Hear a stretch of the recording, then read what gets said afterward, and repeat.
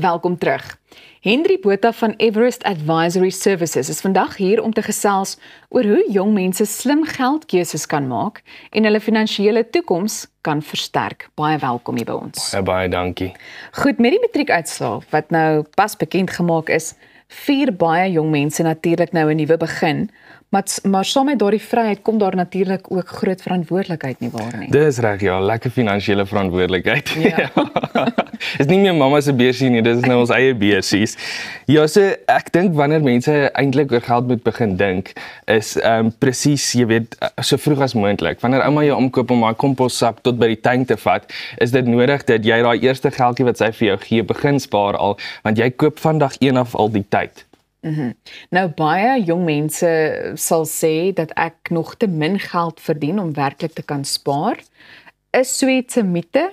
Ja, dit is definitief 'n mite. Spaar gaan nie oor hoeveel jy spaar nie, dit gaan oor die dissipline en konstantheid. Dit wat ons by Everest bied is konstantheid. Finansiële beplanning gaan nie oor hoeveel geld jy het nie, maar dit gaan oor het jy 'n plan en spaar jy ten minste. Nou, ek dink die volgende vraag is vir my persoonlik ook interessant, want ek is baie nuuskierig.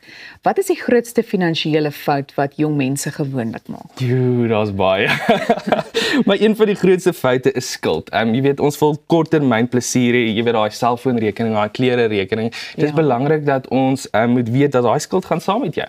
En hoe jy daai skuld bestuur gaan jou vorentoe jou toekomsplanne gaan dit 'n beperking opstel. Daar is nou nog heel wat tyd oor, maar is daar dalk iets anders ook wat jy wou gedeel het rakende foute? Ja, weet jy, daar's soveel foute wat ons kan maak en met betrekking tot ons betaal laat ons paaiement as jy nou begin, jy weet jou eerste kontrak uithaal en sovoorts. Jy moet jou kredietskoor moet jy so goed oppas dat dit nie vir jou later dat jy tekort gaan trek wanneer jy nou 'n huis wil koop en jy weet wanneer die groter planne kom nie. So dit begin nou, jy weet eerste sê hulle vir jou, jy weet wil jy studentelening hê en dis jou eerste kredietkaart, maar wees versigtig, jy weet dit kom met groot finansiële verantwoordelikheid. Natuurlik, nie voordat ons aanbeweeg, want ek dink dit grens vir my nogal aan iets soos beplanning. En dit is waarskynlik waarop dit neerkom is die feit dat mense nie, jy weet, vroegtydig genoeg begin beplan nie, né? En dis waar julle ook dan nou inkom. Natuurlik. Ek weet jy vir jong mense sê ek begin jou eerste beplanning is 'n begroting. Want as my baas vir my gevra het, wat is jou salarisverwagtinge? Het ek vir hom sê, "Ag, gee my, ek begin nou eers werk." Maar eintlik sê ek vir hom wou sê, "Luister, die lewe kos my hierdie en dit is wat ek nodig het om te oorleef." So ek sal vir jong mense sê, begin jou begroting uiteensit. Jy gaan nou begin werk, sodat jy weet wat is jou tekorte in jou in 'n maand wat jy vir daai baas kan sê, "Luister, sien jy daai syfer? Dis wat ek nodig het." Ja, is daar enigiets anders wat jy kan byvoeg na aanleiding van waarom 'n begroting so belangrik is? Yes, 'n begroting is so belangrik. Dit gee jou indikasie oor jou uitgawes en dit gee jou ook 'n indikasie van jou geld. Hoe beweeg jou geld? En dan het jy ook soos 'n spaarvarkie vir noodgevalle. Jy weet, want jy gaan nou begin leer, daar is goed soos bande wat bars. Jy weet die tolgelde, jy moet nou beplan vir 'n vakansie. Dis nie meer mamma gee vir jou hier 'n matriekvakantiegeldjie nie. Dis nou jy's op jou eie hoor en paasnaweek is vinnig. Ja, definitief. Nou watter klein geld of finansiële gewoontes wil ek liewer sê, maak later 'n groot verskil? Ja, so dit is iets wat ek reeds al, dit is die klein dinge soos jou rekeninge betyds betaal daai, as daai debietorder daar is, laat daai geldjie afgaan, want dit laat jou krediet score, jou kredietrekord laat jou basies, en dit gee jou ook finansiële stabiliteit, jy weet, en dan, dit maak 'n verskil oor die lang tyd, 'n groot verskil, as jy jou premies op tyd betaal, en gee al, jy sit 'n 100 of 'n 200 rand, begin nou al spaar. Definitief. Wat sou jy sê is die belangrikste boodskap wat jy vandag met jong mense wil deel in die verband? Hardloop baie vandag. Nee, begin en neem beheer oor jou geld. Al voel dit klein, moenie wag vir die perfekte salaris of omstandighede nie. Jou grootste voordeel as jong mens is jou tyd en dit gaan jy sien met daai saamgestelde rente wat nou, maar ons het baie tyd nodig om in te haal met inflasie. Nou, gestel nou maar iemand klop aan by julle, by Everest Advisory Services.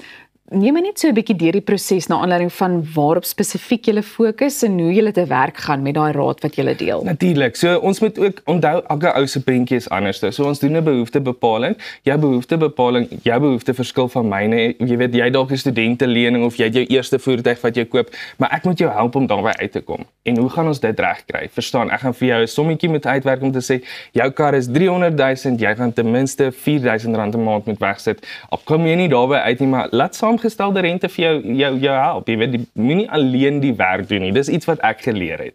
'n Belegging kan jou help werk. Ja, want ek dink dis juist daai ding. Jy het eintlik maar daai leiding nodig om seker te maak jy neem nie die verkeerde besluite nie. Want ek dink dit is wat ons dikwels oorkom en iets waarop ek gewoonlik fokus of waarvan ek hou om oor te gesels, is die feit dat ek dink daar's nie genoeg.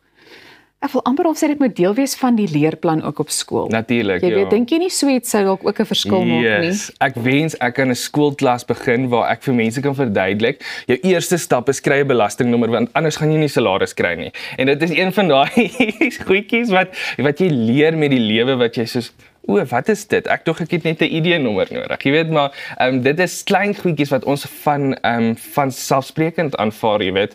Maar wanneer jy jonk is en as kind is dit 'n groot wêreld van jene moet ek nou in SARS se ringe gaan staan? Is daar iets soos e-filing? Hoe gereeld moet ek doen? Hoe kan ek my belasting, die baas trek nou baie geld af. Hoe kan ek dit minder maak?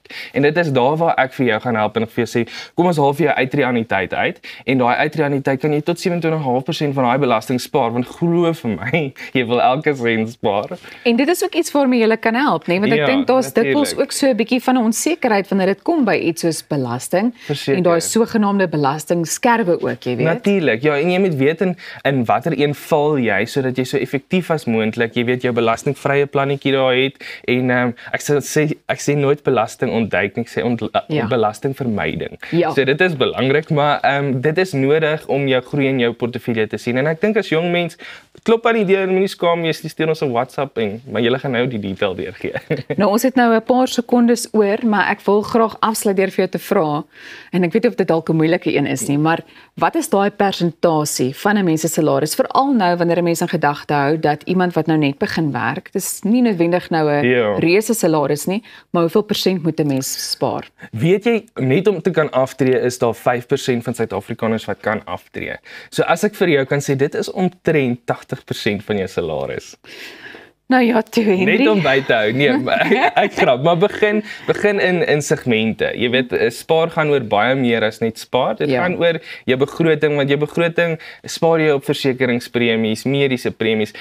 Maak seker dat jy dit wat jy betaal, so min as moontlik betaal. Die tyd het ons ingehaal, maar baie dankie vir daai insig en jy kan everestadvisory.co.za besoek vir meer inligting.